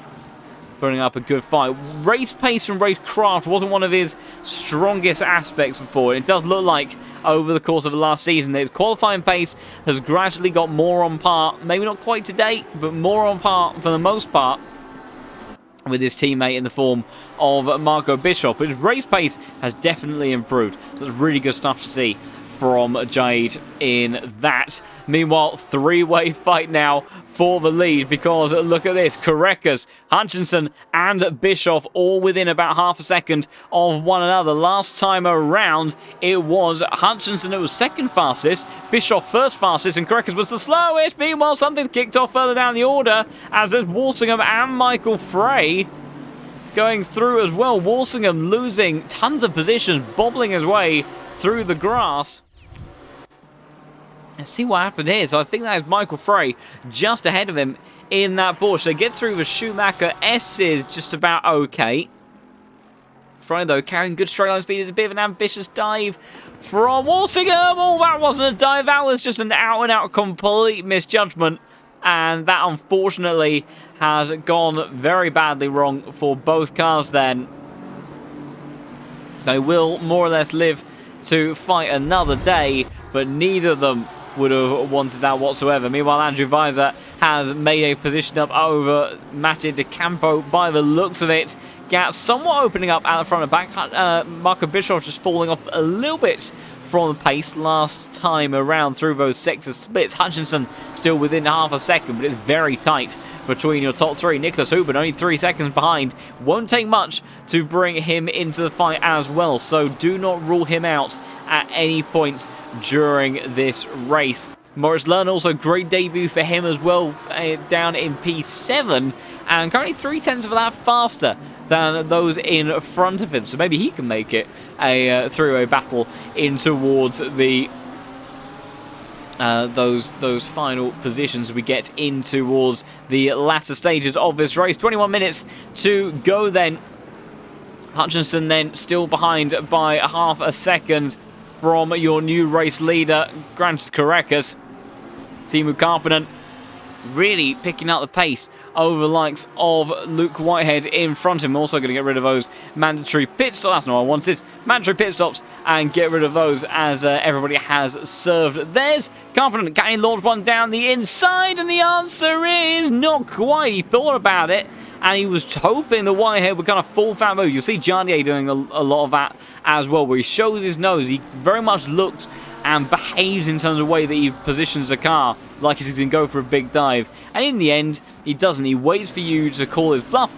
He goes into that inside line and then finds himself in a position where he can swing back out of that, get the better exit, and then carry that momentum onwards and into another position. But no such luck for Karppinen this time around. Luke Whitehead just a tad too experienced, understandably. So Mattia De Campo recovering as no Reed has brought out the yellow flag. Oh dear! Oh, there are several oh dear, that's not looking good at all. What on earth has happened there? I think everyone may be okay. I'm not 100% certain. My audio is also doing weird things, but I think everyone is just about okay. I think we just had a little bit of a moment where things went, well, definitely a little bit on the wacky side, shall we say that? But I think we're okay, and more importantly for the drivers, I don't think we lost anyone amongst all of that. I don't think anyone actually had an incident. So whilst we had a little bit of confusing teleportation at our ends, that they may have, the drivers that may have experienced a little bit of that as well, but thankfully it doesn't look like any harm has come to them. But that was an interesting moment in the server, but thankfully with less than 20 minutes left on the clock is still good to go and bringing us plenty of fantastic action. Nicholas Huben, 4.2 seconds now is the gap to this lead trio, so continuing to lose time. And again, Marco Bischoff fastest of the three, 152.7, nearly a tenth of a second, over a tenth of a second actually, clear of both of those cars ahead of him. So Hutchinson still applying the pressure to Korekas now that those tyres may be a little bit more fired up. Korekas trying to get away, doesn't quite seem to have that pace advantage that we saw last time out at Catalonia to really be able to extend those gaps, extend the gaps to those behind. But he is still very much in the best position right now to just try to control the pace and see if he can make it a 5th victory of the season. What an incredible statistic that would be. And I'll actually have to do some investigation. I think Marco Bischoff may have still taken fractionally more than that, but we'll end up checking. No Reader trying to make a move around the outside of Michael Frey. It will be then a cutback move, trying to get power down, but he can't make it stick. What about Tyler Farmer versus Matteo Di Campo, inviting Andrew Weiser and also Aidan Walsingham to the party as well. Weiser now to go defensive from the 296 Ferrari. And when he keep in behind, Walsingham trying to look down the inside again, but he can't make it stick. So, there's a bit of a wide moment, though, actually, from the Armenterio car. Fights back through turn 4 to what would look like it wasn't going to work for the number 10 Vistry Lead Sports Ferrari. Now finds an opportunity where he should have the inside line and the job done. Heading towards turn 5, unless it's very brave from the Lamborghini. A little bit of door tapping, I think. Trying to see if he can keep himself on the inside, but eventually he is going to have to concede the position. He's got Jan Drexler to worry about now, but will get the move done and himself up into 28th position for Walsingham there. Excuse me, that was Farmer. That's actually ahead of them in 27th, but nicely done there between that lot, bringing us a fantastic little fight. Meanwhile, out the front of the pack again. Carreras, the slowest of these three. Very small margins between Hutchinson and Bischoff. Only a few thousandths in favour of Bischoff in this. But Carreras does seem to be struggling just a tad, but it did seem like he came more alive again in the latter phases of the stint last time around. So, still very much all to play for between these three. I don't think the likes of Nicholas Huben, Luke Whitehead, Carpen and Lerner Jardier are going to be in the scrap for the win. I think it will have to be one of these three groups, but which one of them it ends up going to is a big mystery. We'll go on board the Lamborghini of Hutchinson for just a moment and see how much did he close up the hill. That's not up the hill, that's why. So we'll get a better idea in just a moment. So going up towards the Schumacher S's now. You see the Porsche a little bit more composed through there. It doesn't have to lift quite so much. You heard the Porsche was able to get on throttle just that little bit quicker. Lamborghini keeping good pace with it through these sections, but the main opportunity is going to arise surely when there is a little bit more of a straight rather than these twisty sections of the circuit. And now up to the chicane they go. It's pretty much single file stuff through here unless you have a very confident run like Jonathan Seville did earlier on, and then going through into the final turn. 0.3 of a second is the gap. Marco Bischoff has dropped away a little bit actually on this lap, so not so good from the German driver this time around. And comparing the lap times, barely anything to choose between these two drivers. 0.04 of a second in favour of Hutchinson. So the gap is continuing to close down. Carreras very soon will have to defend quite severely, and what he wants to do is he wants the Lamborghinis to scrap behind and see if they can get themselves into a little bit of a pickle and allow the Lithuanian driver to run away somewhat at the front of the pack. Will it end up playing out like so, or will Carreras be able to control the pace to the very end of the race? 15 minutes to find out the answer to that then. Kesinovic applying the pressure to Janis Reinders, but right now Lamborghini not able to make a move past the Mercedes driver. Also a fantastic job there from the number 28 car of Janis, who, other than Huben, is the lead Mercedes in this service. So fantastic stuff from him. And bear in mind that if you see a number plate that is significantly higher up the order than their ELO number, which is the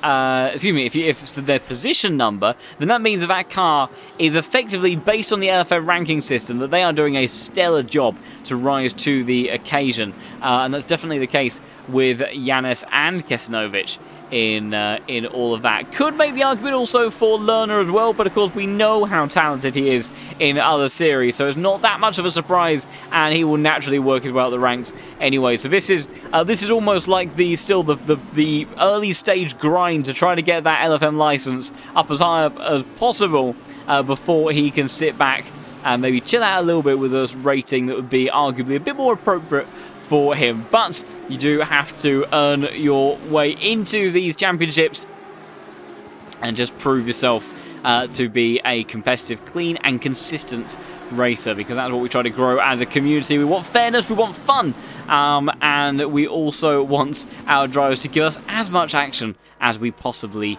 can. Hutchinson then still in pursuit of Korekis. Can't get anything done. 3/10 is a gap. Bischoff again dropping back. Maybe took a little bit too much out of his tyres early on into that stint, but 53.1. Hutchinson the only driver to do a 52 last time around, so still definitely opportunities in this race for Hutchinson to make his way by, but he has to be careful and make sure he doesn't invite Bischoff to join too much, because if Korekis plays it right, Bischoff does get involved, then if anything, Hutchinson could be looking at trying to just save P2 in this race rather than going for that outright race victory. Nico Pendant applying the pressure to his fellow BMW. Up just ahead of him in the Yeet Esports car is Eric Conrad ahead of Nico. Also, Nürburgring still applying the pressure to Michael Frey. A little bit of squabble between these four at the back of the field. So we have the likes of Walsingham, Farmer, Visor and Drexler.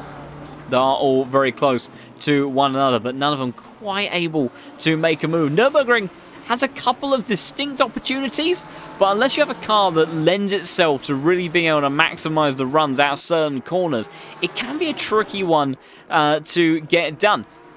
As you see, Hutchinson absolutely glued to the back of Korekis. Korekis not allowing the pressure to get to him too much, but Hutchinson, his car just seems in a slightly smarter state at the moment. It just seems to be a little bit easier to drive again. It was only a few hundredths, but that is all you need to make a difference between a position and staying where you were, middle of the road defending from the lead Porsche of Grantis Korekis. But Hutchinson is not giving this one up without a fight. And Bischoff, whilst they kind of back each other up just a little bit, still is very much lurking, now within just a couple of tenths or so of his scraps. So Hutchinson and Korekis battling and starting to give each other a little bit of trouble is allowing Bischoff to close that gap and maybe put himself in a bit more of a tactical position to capitalise on any potential misfortune that may end up striking those two if they do end up scrapping for position. Nico Pendant finding himself in a good position, trying to apply the pressure to Eric Conrad in his fellow Yeet Esports BMW, but Eric nicely gets his stop, no risk taken from Nico Pendant there. And quite often you'll see GT drivers really nail the brake pedals to start with and then slowly filter off it, and they'll almost kind of do it in stages, where it ends up reflecting quite a bit in terms of if you were doing a manual ABS system. In the sim, you'll see more of a case of more kind of typical trail braking, as generally it is a faster way to go. But very much sort of seeing different techniques in terms of how they're trying to get these cars stopped, especially into the likes of Turb 1 and also a little bit into the final corner as well, because it is tricky. As Samuel Ratz, that looks like a stricken Ferrari, and it is unfortunately the same car that's had some difficulties earlier on in this race.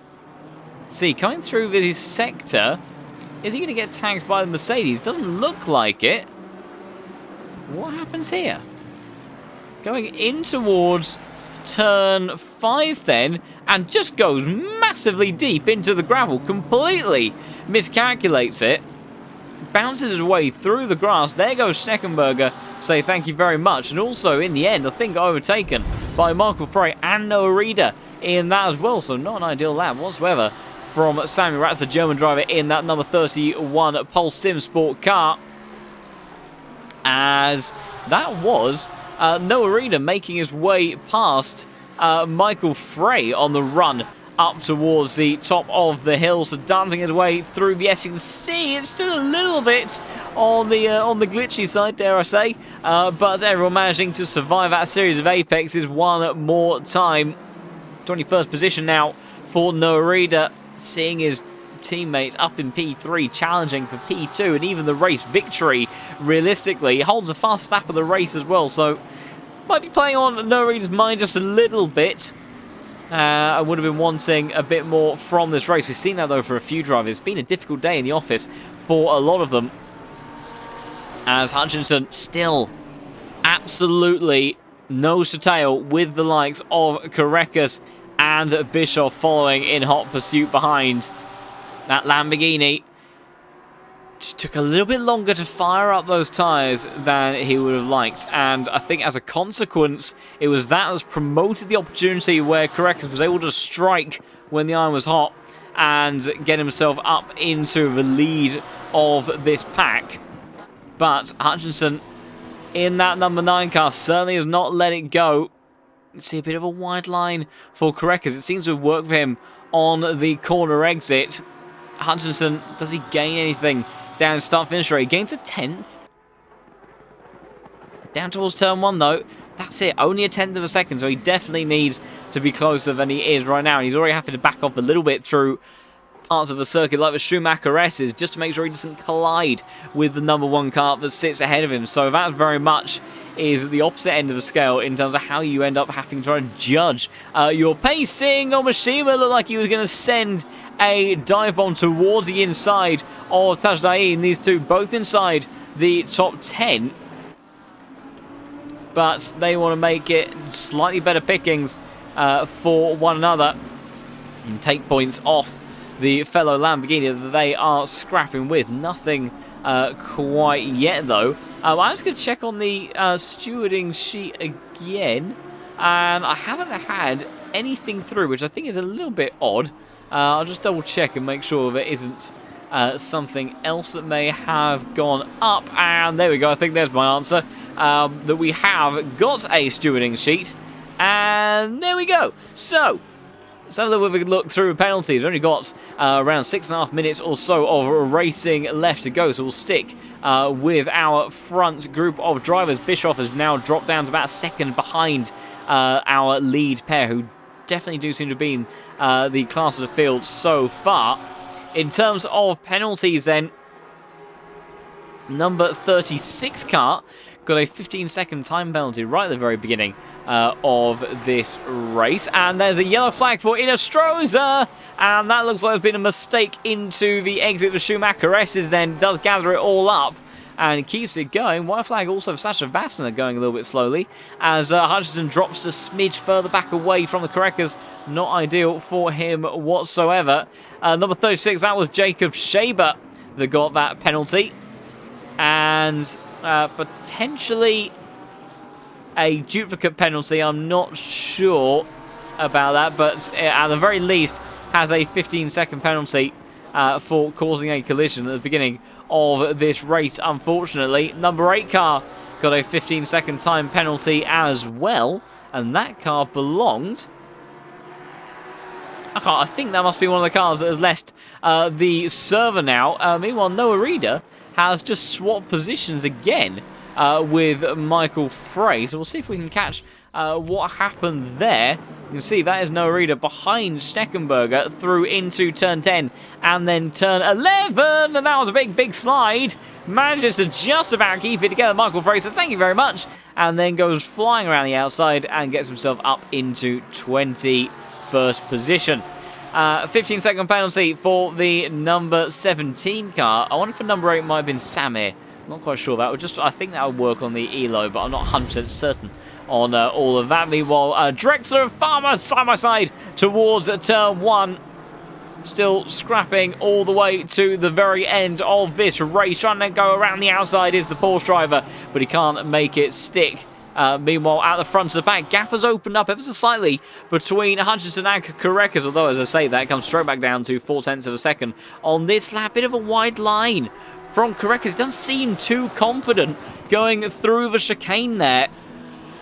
And what was a gap of 0.7 already comes down to about 3, and it may even be down to 2 by the time they get to the first corner. Have to wait and see. 15-second time penalty for number 17 car. That belongs to... I'm not 100% certain who it belongs to, actually. And I'm guessing they may have left the server as well. We'll hop back to this squabble between Kesinovic and Reinders as a scrap for the final Oh, the first position is just outside of the top 10. Excuse me, it's just 0.4 of a second separating positions 1, 2, and 3 in this server. Number 19 got a 15-second time penalty as well. That was Jan Drexler. Number 14 got a 5-second penalty for causing a collision. And that belongs to Noah Eder, so that might see him drop down the order. I think, and it will, as him drop at least maybe 2, if not 3, 4 positions. It's quite densely packed in that part. And wow, these stewards have been busy whilst we've been keeping an eye elsewhere. As just speaking of elsewhere, Kazuki Mishima is still applying the pressure to Touchdai, but can't make anything stick. As Hutchinson's still lurking behind Karekas, as they will have just, I think, 2 more laps to go when they next hit the line. Number 11 got a 10-second time penalty. That car belonging to... Again, I'm not sure. I think, unfortunately, we've had quite a few drivers leave the server season, so it makes it a little bit difficult for me to track down who is who. Number 14 got a 5-second time penalty. That was Noah Eder for a second collision. In actual fact, it wasn't for a collision, that was for blocking, so unusual stuff there, so not a common penalty we end up seeing.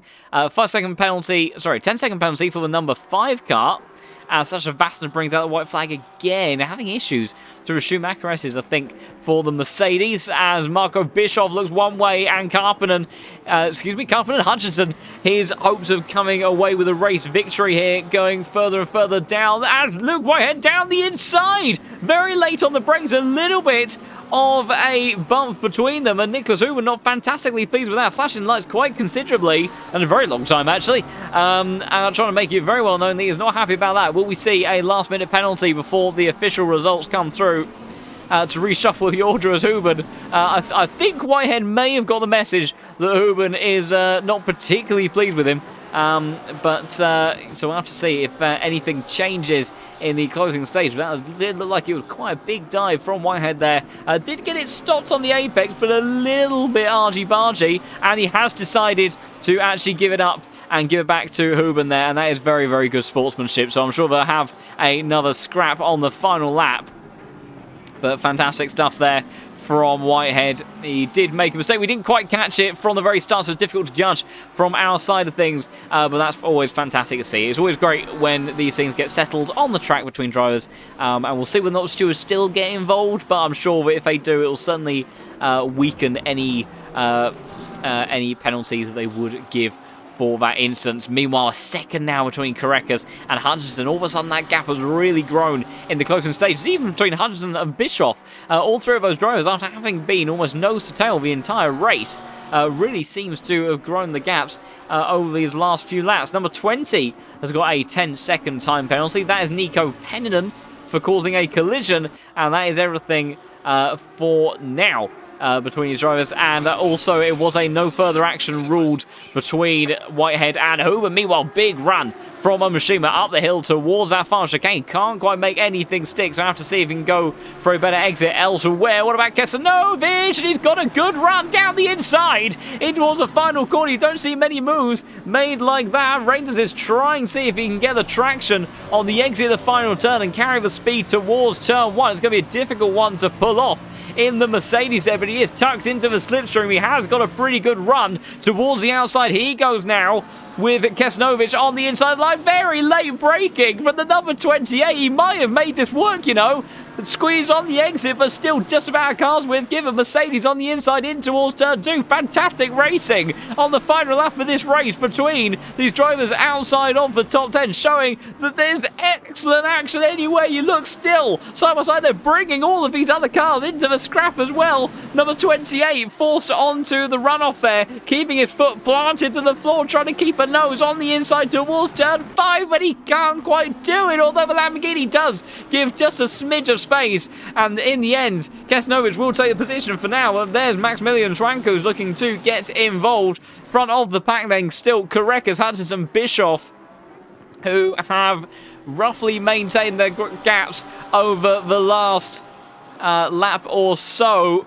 And the final dash to the line not looking like it's going to be too close, although Rangers still applying the pressure to Kesanovic on the run towards the Schumacher S's, and I imagine there could be something happening in towards the final chicane. But speaking of the final chicane, that's where your race leaders are. And Karekas, he's been faultless. He didn't get pole position, which is a bit of a rarity for him, but he is going to make it a 5th win of the season for Grantas Karekas. Incredible stuff for the Bloche Esports driver. Hutchinson and Bischoff round out the podium. Nicholas Huben is going to take P4 in the end after that intense fight with Whitehead, which was resolved very respectfully at the end. Meanwhile, Rangers a little bit of a flashing of lights trying to distract the Lamborghini. Was there something happened a little bit further along? As it's a wheel in the gravel for Kesanovic then, but it does look like he is going to get it done. There's going to be a drag race towards the line because he's had a bit of a wiggle on the exit. Very close, I think. Rangers, is he going to do it towards the line? It's going to be ever so close. And as they cross the line, it is going to be Kesanovic that takes P11. And the margin I have on my screen is 0.0 seconds. I'm sure we'll get a slightly more in-depth delta in that in a minute. But my goodness, what a run to the line that was between those two. Rangers, he tried it. Those two had a fantastic scrap on the final lap of the race all the way from start to finish, but couldn't quite put it off. It looks like the final swapping of position that we could have maybe between Tyler Farmer and Jan Drexler towards the final chicane. They go. It's a pretty even line between the pair of them. Carrying the momentum, and it's wide from Tyler Farmer there, and I don't think they'll make a steer because there's a bit of a calamity going on the start-finish straight. But I think that is effectively all wrapped up and done. I'm trying to work out who else we still have out on circuit, actually.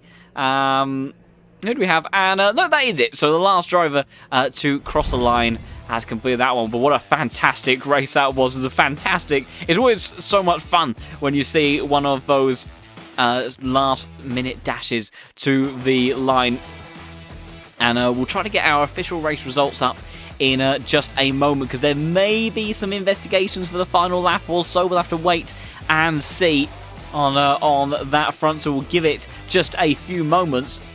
Hopefully we might be able to grab Grantas Karekas in for another interview. He did say that he was hoping to be in for another interview this week, and well, he certainly fulfilled the first bit of criteria, and that's him getting a race victory. So we will see if the Lithuanian decides to pop in, and we can have a word with him about what it was like to try to manage that race, and also did just want to have a quick look as Karekas has just popped into the server. And I just want to say a big thank you to all of those during the stream that have subscribed, because we have gone over 2,600 subscribers as we continue to make our way towards 3,000, which is just absolutely incredible. So thank you everybody so much for the support. Hope you have been enjoying all of the action for this evening's race, and we will grab a word now in just a moment from our race winner, Grantas Karekas. So we will bring him in. And Grantas Karekas, your 5th race victory of the season. How happy are you with that one? Yeah, absolutely unbelievable. I'm feeling so happy after this. Like, it was such a tough race, especially in the second stint. Yeah, try to bring the car home. Yeah, and yeah, it was really fun battle with the guys behind.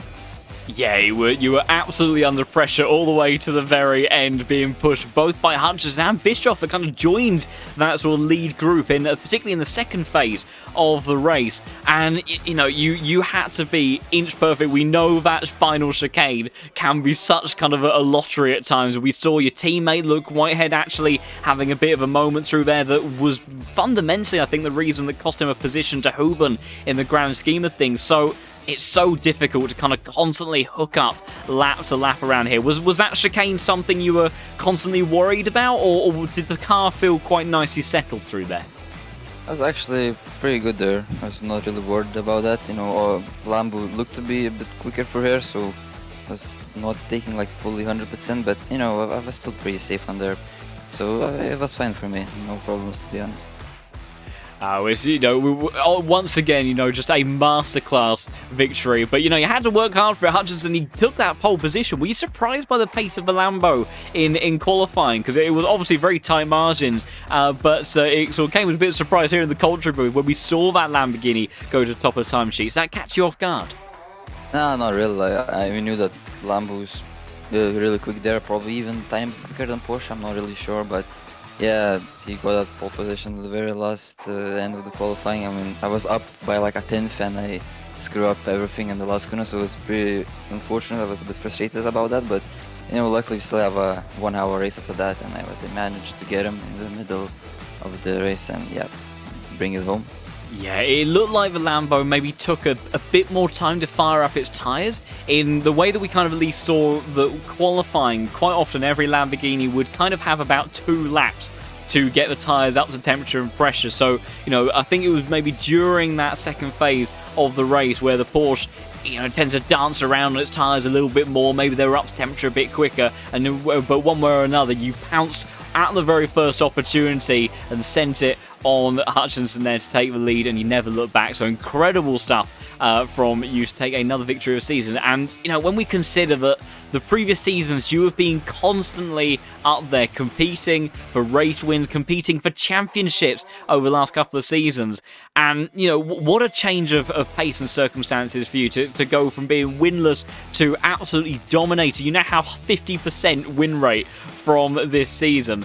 And, you know, you as a record that you're constantly tallying to, you must be absolutely chuffed to bits with that so far. Yeah, I'm so amazed about it. Like, going to the season, I actually didn't expect to get that many wins. Maybe I expected like a 1 win, maybe 2, if lucky. But yeah, just improved my pace, it seems. You know, became more consistent, doing less mistakes. And yeah, really happy with the achievement that I achieved there. And yeah, fighting for the championship now. I think I'm in the lead, so looking forward to keep on fighting and trying to take it. Yeah, very much so. You've put yourself in a very strong position because, of course, we do have the drop scores for this season as well. So there'll be 2 drop scores, but the points tally that you have racked up, you know, the Nicholas Huben, he's had 1 no-show, so that is slightly affecting kind of the tally at the moment. But the drop scores will start to filter their way into the standings when we get to the next round. But with 5 victories on your tally and pretty consistently good results at the pointy end of the field, I have to say it is looking pretty good for you. So I have to see how it plays out in the last couple of races, but definitely very much the championship is in your grasp. But speaking of the upcoming races, Silverstone, the next one that we'll be going to this time next week, and the Porsche has, I think, sort of varied a little bit, kind of over season to season, update to update, during the lifetime of ACC of how competitive it's been there. Recent history has suggested it's really still quite a fast car around that circuit. Are you expecting to be able to do something special around there again, or do you think the Lamborghinis, the 296s, are, you know, maybe going to be a bit tricky to keep behind at that circuit? Yeah, we'll see. I mean, I expect Porsche to still be quick there. I mean, the old Porsche was absolutely OP and that track was dominating for the last couple of seasons. I really hope that this new Porsche will be quick, but I'm sure that it will be Lambo and Ferrari will be right there as well. So it will not be easy. It will not be easy to fight for the win with this car. But yeah, we'll see, I guess. Yeah, I think maybe the Ferraris might have a slightly nice start. There's less curbs to try to negotiate around Silverstone, so can make a bit more use of that high-speed cornering grip that the 296 is very well adept to. So yeah, so it might be a bit more of a challenge, but I have no doubt that we'll see you very much challenging up at the front as you have done all season long. So fantastic! Big congratulations once again to you for tonight's victory. Amazing performance from you, and also thank you for joining in the comms box as well for the interview as well. Always much appreciated to talk to our drivers, and we'll have to see if we'll see you in the same sort of position next week. But yeah, amazing stuff, Grantis, and look forward to hopefully catching up with you in a week's time. Yeah, no problem. Thanks very much. See you soon. Cheers, Grantis.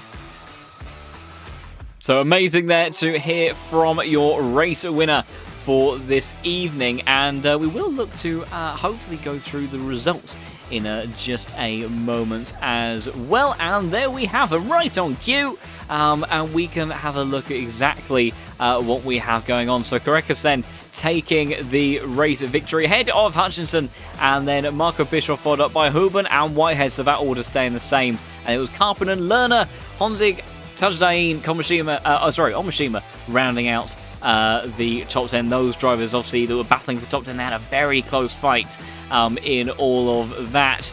and it was really a very busy race throughout the entire finishing order, as there was a lot of action up and down the field, and even right until the very end of the race. And George Boothby retired from the race entirely at the end. So did Peter Brett, Samir Fock, and Konstantin Soldatov. So unfortunate stuff there for a few of our drivers got involved in some instance. Also kudos to those that did see their way to the flag. It's not always an easy thing to do, but good stuff from them. Kesnovic then taking the 11th place spot ahead of Rangers with that drag race finish, with Schwanker, Seville and Inostroza to the end of a top 15.